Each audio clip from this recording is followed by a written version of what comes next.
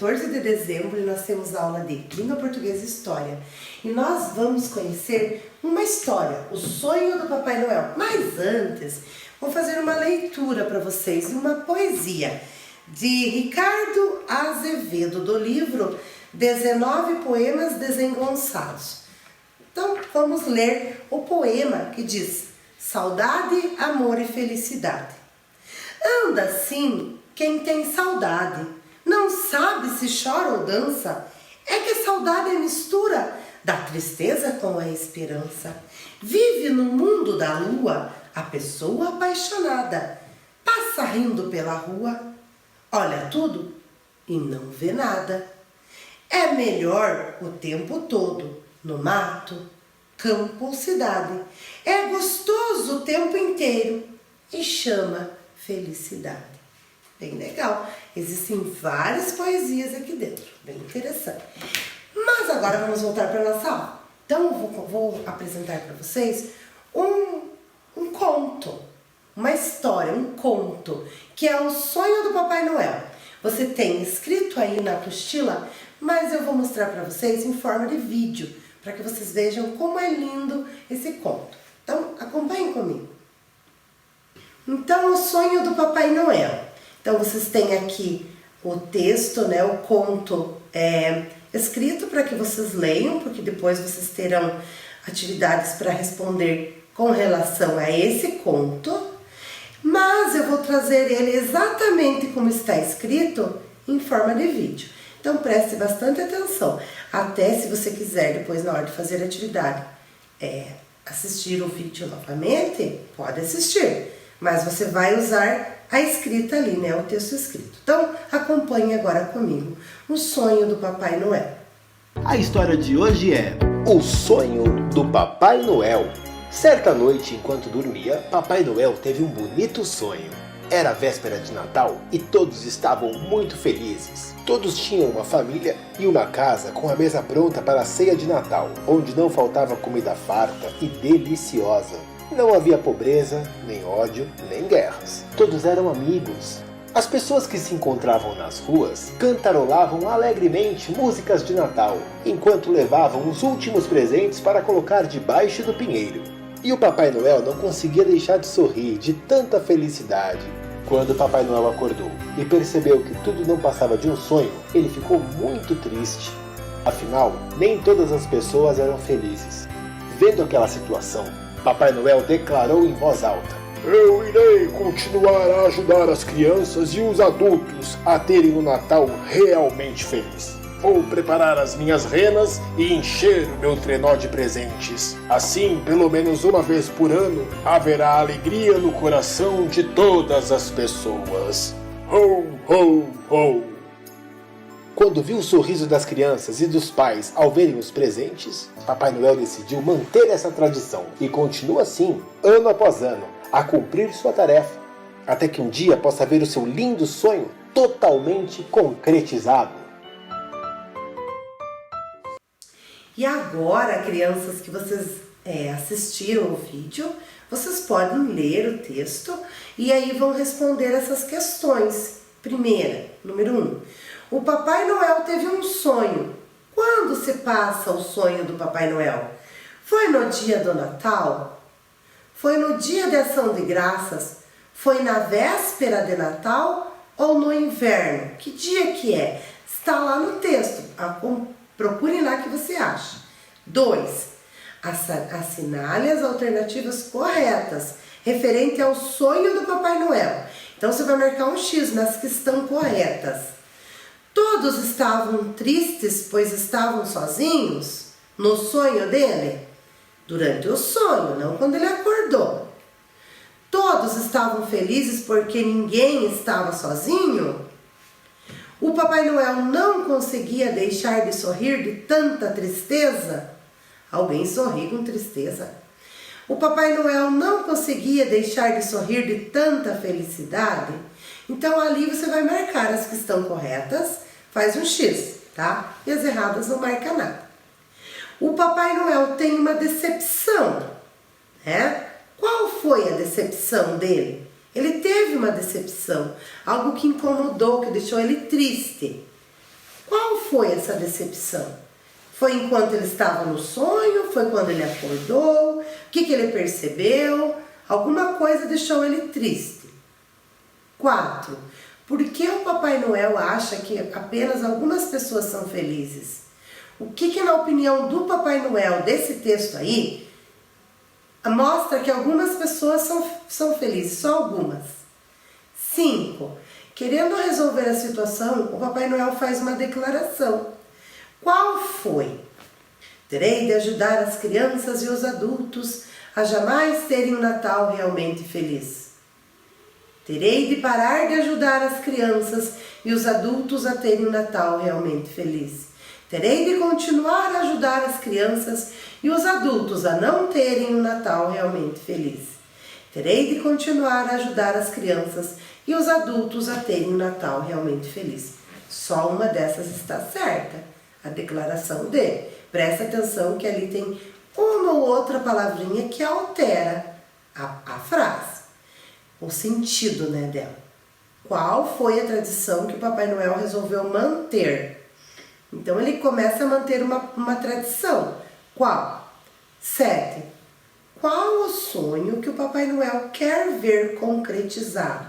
Que ele quer que aconteça? Qual que ele quer ver? Então, vocês vão fazer as atividades agora.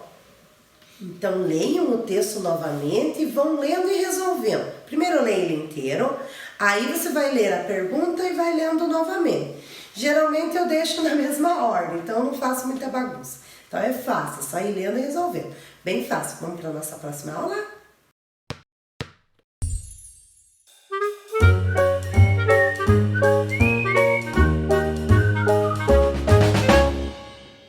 Então agora na nossa aula nós vamos falar sobre imigrantes. Então, olha aqui, já coloquei o título, imigrantes. A gente sabe que a imigração, né, de pessoas que vieram de outros países ajudaram a formar Rio Negro. Aqui era uma terra, era mata, né? E onde viviam os índios botocudos. Depois começaram a passar os tropeiros e depois vieram imigrantes da Alemanha, os bucovinos, e foram vindo, né? Os imigrantes e formaram a nossa cidade, nosso município. Então a imigração foi muito importante para o Brasil. Nós vamos ver agora com uma visão para o Paraná, como foi no Paraná. Vocês vão observar que tem algumas nacionalidades, alguns povos que não chegaram em Rio Negro. Por exemplo, os japoneses ficaram na região de Curitiba. Então, maior aqui foi os alemães, bucovinos, né, italianos, e foram vindo outras nacionalidades. Então, vocês vão ver ali quais são as nacionalidades que vieram para o Paraná, certo? Então, vamos lá. Então, acompanhe aqui comigo as imagens e vamos explicando. Você tem esse texto aqui lá na sua apostila. Eu vou ler para vocês e aí a gente continua. Formação das cidades, a importância do processo migratório. O processo migratório foi de extrema importância para a formação da cultura brasileira. Esta foi, ao longo dos anos, incorporando características dos 4 cantos do mundo. Basta pararmos para pensar nas influências trazidas pelos imigrantes, que teremos um leque enorme de resultados. O idioma português, as culinárias italianas, alemãs, polonesas, as técnicas agrícolas alemãs, as músicas africanas e muito mais. Graças a todos eles, somados aos costumes e práticas indígenas, temos um país de múltiplas cores e sabores, um povo lindo com uma cultura diversificada e de grande valor histórico. Então o Brasil, crianças, é um dos países mais diversos. Por quê? Porque ele teve influência de muitas nacionalidades, dos indígenas, dos africanos, dos portugueses, dos alemães, dos japoneses, de várias. Vocês vão ver até nacionalidades que a gente nem falou nas aulas ainda. Então preste bem atenção. Então, mas você lembra o que é imigrante? Imigrantes são pessoas que saem de seus países para viver em outro. No caso aqui, No Brasil, ó, a bandeira do Brasil. Se você sair aqui do Brasil e viver nos Estados Unidos, por exemplo, aqui, você é imigrante, você parte para outra nacionalidade. Então, os que vieram para cá são imigrantes, certo? Então agora nós vamos assistir um vídeo sobre a imigração no Paraná, que vai clarear um pouco, vai mostrar para vocês como foi essa imigração. Então prestem atenção.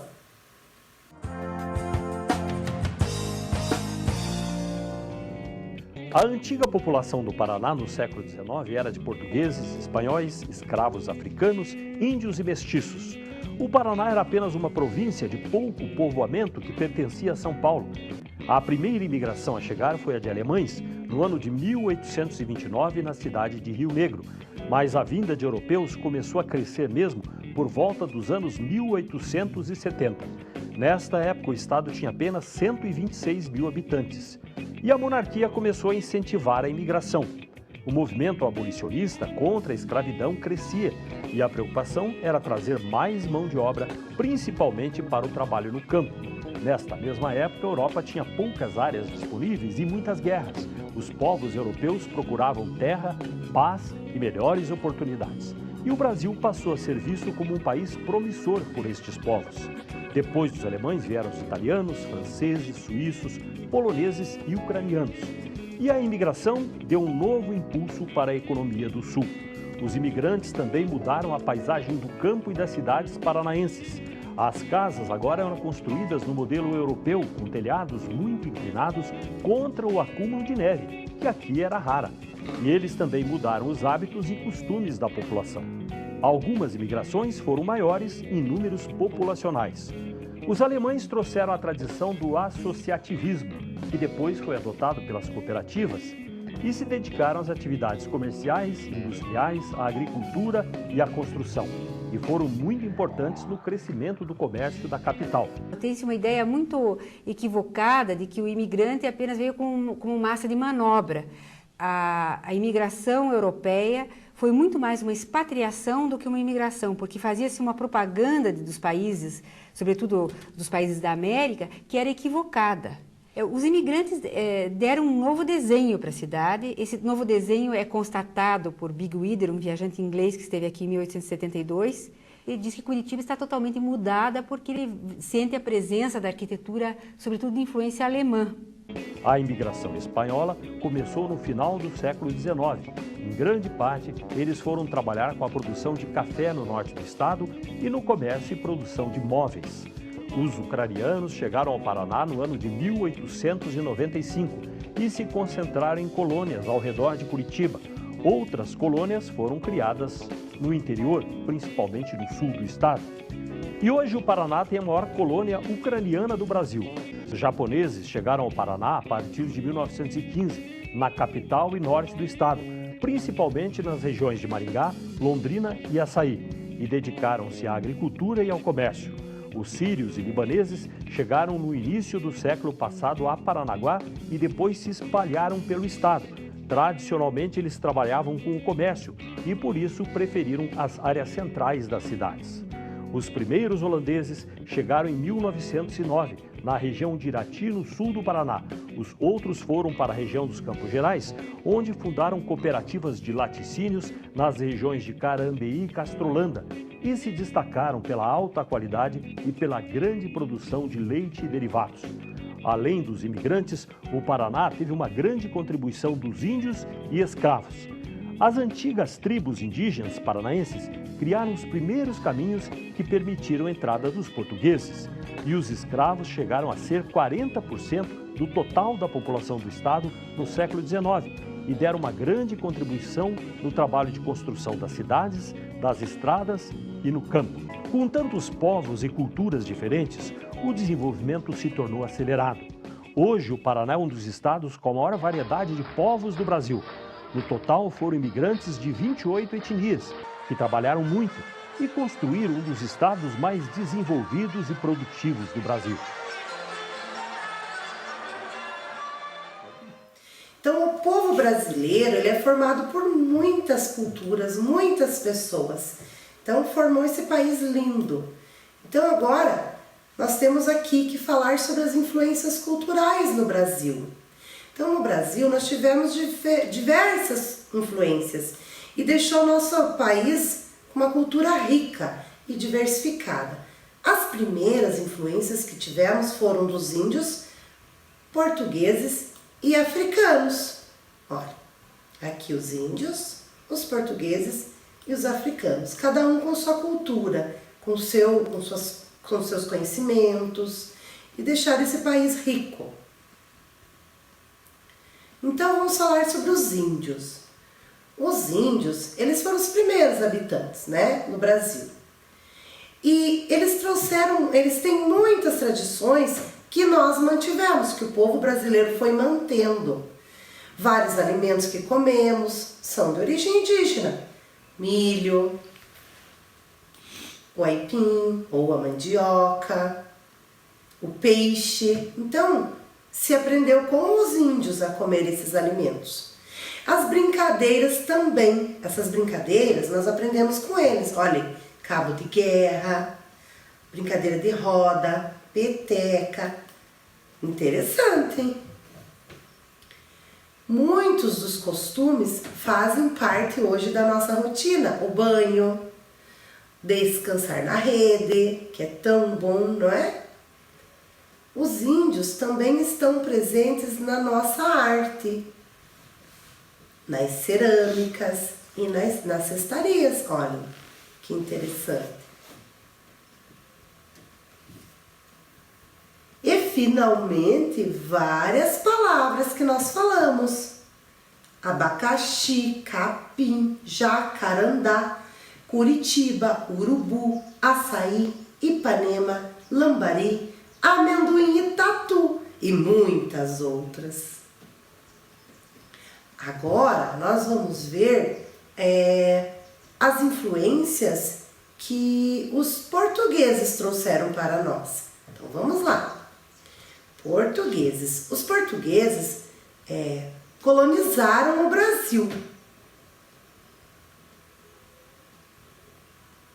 Colonizar é ocupar novos territórios. Uma colonização pode ter como objetivo a habitação ou a exploração de recursos.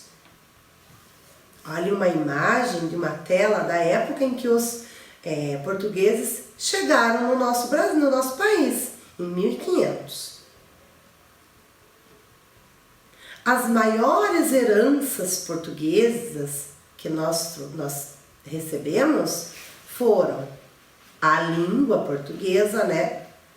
A religião católica, o cristianismo, a religião católica. E também Portugal foi responsável por alguns costumes. As maiores festas populares do Brasil foram trazidas pelos portugueses. Carnaval, festa junina. Algumas histórias e personagens folclóricos também. O bicho-papão, o lobisomem, a cuca. Então, com os portugueses que a gente aprendeu. Uma culinária muito rica e saborosa também. Bacalhau, cozido, né? Quindim, o sonho que eu adoro. E algumas canções infantis que você conhece. Ciranda, cirandinha, o cravo brigou com a rosa. Lembram? Então a gente aprendeu com os portugueses. Mas não foram só os índios e os portugueses, os africanos também. Eles vieram para o Brasil e aqui eles deixaram uma rica cultura. Eles foram trazidos da África à força, você sabe, como escravos. Os portugueses precisavam da força dos africanos e da sua capacidade de trabalho para desbravarem o Brasil, que era amplo, rico, grande, precisavam de trabalho, né?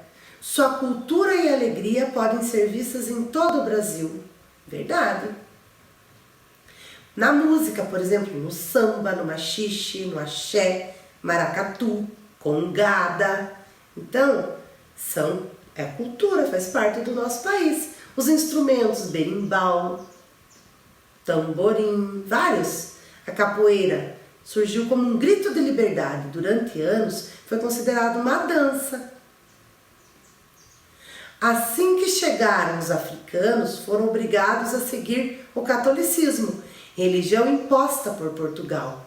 Eles não podiam seguir as religiões deles. Porém, os africanos conseguiram preservar suas tradições religiosas, associando os santos católicos a seus orixás. Então, eles associavam, não é? Então, é o sincretismo afrocristão, uma mistura. A Umbanda, o Candomblé, são religiões. Na culinária, eles trouxeram temperos e muito sabor. Olha os temperos, as pimentas. A famosa feijoada foi criada pelos escravos africanos, tendo como referência o cozido português.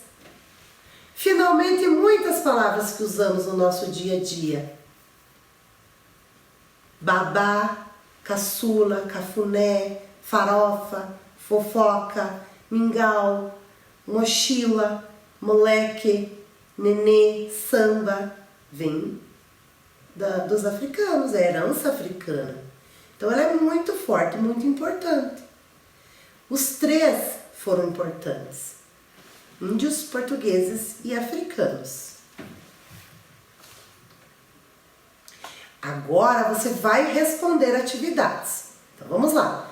Número 1. A partir do século XIX começaram a chegar os imigrantes, isto é, pessoas que vinham de outros países para viver no Brasil e, unindo seus nossos habitantes, contribuíram para a formação do seu povo.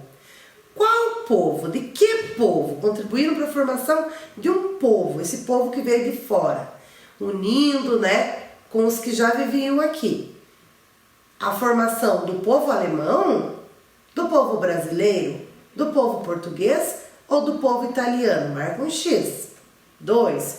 O que pretendiam os imigrantes quando chegaram ao Brasil com suas famílias? Ter casas para morar, ganhar terras e comprar especiarias. Aqui, trabalhar nas lavouras e construir sua vida no Brasil. Conhecer o Brasil, pois ele era famoso pela natureza. Qual dessas é a resposta correta? Por que os imigrantes vieram? Qual foi o resultado da mistura de tantos povos? Uma cultura rica e diversificada? Um povo mais bonito? Uma cultura frágil e simples? Ou um povo mais forte? O que resultou dessa mistura de povos? O movimento populacional de uma região para outra chama-se êxodo rural, migração interna ou crescimento das indústrias. Quando um povo, uma população muda de uma cidade para outra, de um lugar para outro, a gente chama do quê? Dentro do mesmo país. A gente chama de êxodo rural, migração interna ou crescimento das indústrias. Marca o X. Numere de acordo com a contribuição que cada povo deu para o enriquecimento da cultura brasileira. Então vejam que aqui tem um quadrinho escrito portugueses, índios e africanos. 1, 2 e 3. O que você achar aqui que é de português, dos portugueses, você coloca 1. O que você achar aqui que é dos índios, marca 2. Dos africanos, marca 3. Por exemplo, língua portuguesa é dos portugueses, então vai marcar 1. Índios, peixe, dos índios, marca 2. Africanos, o acarajé é um alimento, marca 3. Entenderam? Então vocês vão marcando 1, 2 ou 3. Encontra no caça-palavras alguns povos que ajudaram a formar o povo brasileiro. Alguns que a gente falou. Então temos aqui, tá? Vai marcar. Então faça as atividades e até a próxima aula. Tchau!